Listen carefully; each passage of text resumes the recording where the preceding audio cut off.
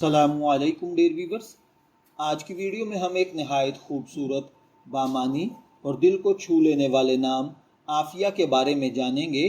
اگر آپ کا نام عافیہ ہے یا آپ اپنی بیٹی کے لیے یہ نام رکھنے کا سوچ رہے ہیں تو یہ ویڈیو آپ کے لیے خاص طور پر دلچسپ ہوگی۔ عافیہ عربی زبان کا خوبصورت نام ہے۔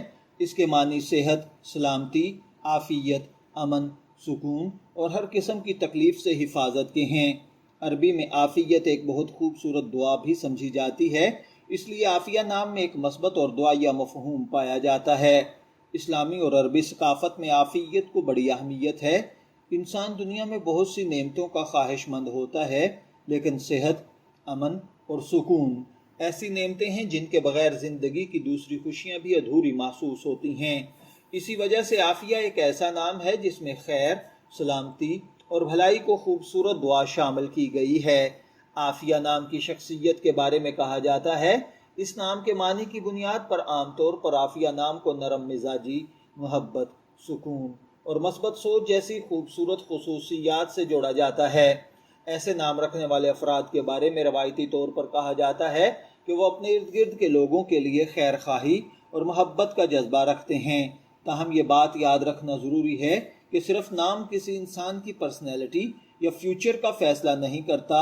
انسان کی اصل پہچان اس کے اخلاق، کردار، تربیت، محنت اور اعمال سے بنتی ہے۔ عافیہ نام کی ایک خاص بات یہ بھی ہے کہ یہ مختصر، آسان اور خوبصورت پروننسیشن رکھتا ہے۔ اردو، عربی اور دیگر زبانوں میں بھی اسے بآسانی بولا اور لکھا جاتا ہے۔